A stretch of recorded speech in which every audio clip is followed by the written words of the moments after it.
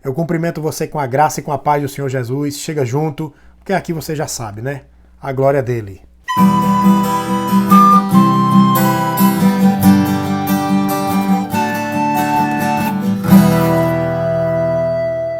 Meus irmãos, o tema da nossa reflexão de hoje é o seguinte: foi de graça, mas não foi barato. Talvez você já tenha ouvido essa frase por aí em algum lugar, mas eu quero fazer você pensar profundamente no que significa isso. Ao dizermos que a graça foi de graça, mas não foi barato, eu estou lembrando que foi de graça para mim e para você, mas o preço que foi pago para que nós tivéssemos acesso a essa graça maravilhosa, que é o favor imerecido, a salvação que não merecemos, a misericórdia que não merecemos, o amor que não merecemos, Jesus pagou um preço. E o preço foi um preço de sangue, foi um preço de vida. Ele teve que ir naquele madeiro, sofrer todas as acusações, e isso não foi o pior. O pior de tudo foi ter que suportar o peso do nosso pecado. Esse foi o pior. A pior das dores que Jesus teve que sofrer ali na cruz foi essa: sofrer o peso do meu pecado, do seu pecado. O pecado que já havia sido cometido pelas gerações anteriores, os pecados daquela geração contemporânea de Cristo, e nós, que fazemos parte da geração que ainda não tinha pecado, mas todos os nossos pecados de toda a humanidade convergiram para Cristo. E naquele momento foi uma dor dilacerante, e essa dor fez ele estar ali separado da glória do Pai pela primeira vez desde a eternidade, porque eles são um só, mas naquele momento o Senhor Jesus ele ficou sozinho, porque Deus é santo e naquele momento Jesus estava carregando os nossos pecados. Então, meus irmãos, não foi de graça, o custo foi altíssimo.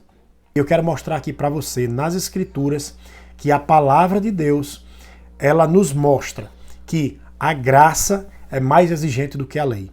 A lei sempre levava para a condenação, porque ninguém é capaz de obedecer toda a lei. Da mesma maneira, hoje continuamos incapazes de obedecer toda a lei, mas a graça ela exige de nós mais santidade do que nos tempos em que a lei vigorava.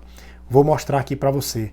Vem comigo em Mateus capítulo 5, o versículo a partir do 27.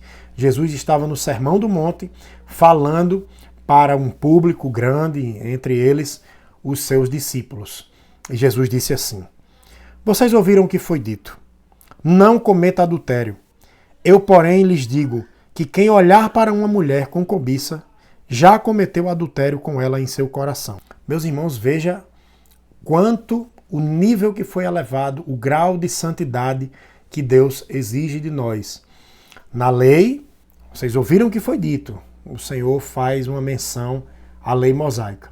Vocês ouviram o que foi dito: não cometa adultério, ou seja, não pratique o ato, não vá para a cama com uma mulher que não é sua.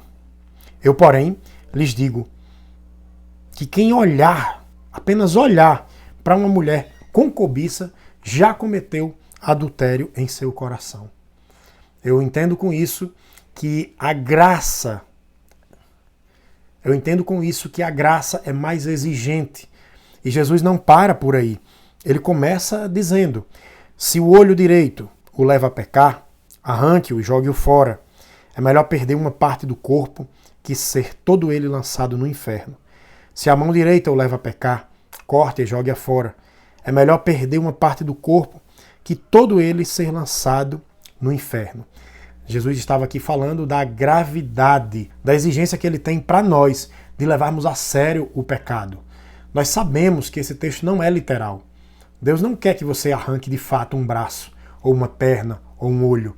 Ele quer chocar você com uma metáfora para fazer-nos entender o quanto o pecado é grave. Afinal de contas, foi por isso que Jesus morreu, por causa do meu e do seu pecado. E ele não para por aí. Ele continua dizendo aqui no versículo 31. Também foi dito: quem se divorciar da esposa deverá conceder-lhe um certificado de divórcio. Eu, porém, lhes digo que quem se divorcia da esposa, exceto por imoralidade, a faz cometer adultério. E quem se casa com uma mulher divorciada também comete adultério. Logo, isso, né, logo esse pecado que está sendo tão difundido e até abraçado por nós nesse tempo, líderes, pastores, presbíteros, a membresia toda da igreja tem abraçado o divórcio com uma naturalidade impressionante, mas você veja aqui que Jesus ele não se agrada nem um pouco do divórcio. Ele fala aqui das consequências do pecado que leva a adulterar e propagar assim o pecado. E ele não para ainda por aí. Vocês também ouviram o que foi dito a seus antepassados. Não quebre seus juramentos, cumpra os juramentos que fizeram ao Senhor. Eu, porém, lhes digo que não façam juramento algum. Não digam, juro pelo céu, pois o céu é o trono de Deus. Também não digam, juro pela terra, pois a terra é onde ele descansa os pés. E não digam, juro por Jerusalém, pois Jerusalém é a cidade do grande rei. Nem sequer digam, juro pela minha cabeça, pois vocês não podem tornar branco ou preto um fio de cabelo sequer. Quando disserem sim, seja de fato sim. Quando disserem não, seja de fato não. Qualquer coisa além disso vem do maligno. Veja aqui, meus irmãos, a necessidade de nós abrirmos a nossa boca para apenas dizer a verdade. Nós temos um compromisso com a verdade. Dizer sim quando sim, não quando não. O mais ou menos, o talvez, já é algo que procede do maligno. E nós somos uma sociedade que relativiza muito as coisas. Na nossa cultura, por exemplo, nós somos a cultura da última hora. Já parou para pensar num compromisso que a gente marca? Talvez eu vá, talvez dê para ir, eu vou ver. Um amigo meu que estava lá na Alemanha passando uma temporada, ele me disse, impressionado, Valber, é incrível a cultura daquele povo. Eles marcam um churrasco com 2 meses de antecedência, no domingo, na casa de alguém. E não tem essa de não deu. Todos estarão presentes, é certeza que todos estarão presentes. Isso é algo cultural, que nos faz pecar, traindo assim a palavra de Deus, nos traindo a si mesmos. Mas ainda não para por aí. Os indícios de que a graça é mais exigente do que a lei continuam. Vocês ouviram o que foi dito, olho por olho, dente por dente. Eu, porém, lhes digo que não se oponham ao perverso. Se alguém lhe der um tapa na face direita, ofereça também a outra. Se você for processado no tribunal e lhe tomarem a roupa do corpo, deixe que levem também a capa. Se alguém o forçar a caminhar 1 milha com ele, caminhe 2. Dê a quem pedir e não volte as costas a quem quiser tomar emprestado de você. Vocês ouviram o que foi dito. Ame o seu próximo e odeie o seu inimigo. Eu, porém, lhes digo, amem os seus inimigos e orem por quem os persegue. Desse modo, vocês agirão como verdadeiros filhos de seu Pai, que está no céu. Pois ele dá a luz do sol, tanto a maus como a bons, e faz chover tanto sobre justos como injustos. Meus irmãos, veja como a graça é maravilhosa, mas ela é exigente. Ela faz com que a gente tenha cuidado até contra os nossos inimigos. E a grande sacada de todo esse ensinamento é o que Jesus diz aqui no finalzinho do capítulo 5. Ele diz, assim vocês vão mostrar que são verdadeiros filhos de seu Pai. Que coisa extraordinária, meus irmãos.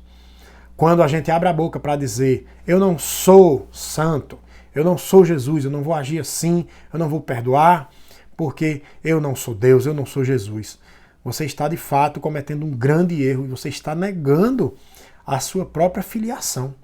Os verdadeiros filhos de Deus, eles se esforçam para perdoar, eles se esforçam para, no seu coração, anular esses julgamentos que vêm, as injustiças que vêm. Injustiças essas que aquele que tem essa sede e essa fome de justiça, nesse mesmo sermão Jesus diz que essas pessoas seriam saciadas, porque dele é a vingança. Meus irmãos, a graça foi de graça, mas não foi barato. O preço que o Senhor pagou para que a gente tivesse acesso a essa salvação foi maravilhoso. Será que não vale a pena obedecermos? Será que não vale a pena glorificarmos o nome do Senhor através da nossa luta diária de santificação para obedecer a palavra de Deus? E assim, de certa forma, fazer jus àquilo que já recebemos dele. é uma resposta, uma vida de gratidão por tudo que o Senhor já nos deu. Não foi barato. O Senhor pagou um alto preço e nós temos que fazer jus a isso, pois não devemos crucificar o Senhor Jesus cometendo os mesmos pecados de sempre. Que essa palavra fique guardada no teu coração. Jamais esqueça que foi de graça, mas não foi barato. O seu Senhor morreu por causa do seu pecado. O meu Senhor morreu por causa do meu pecado.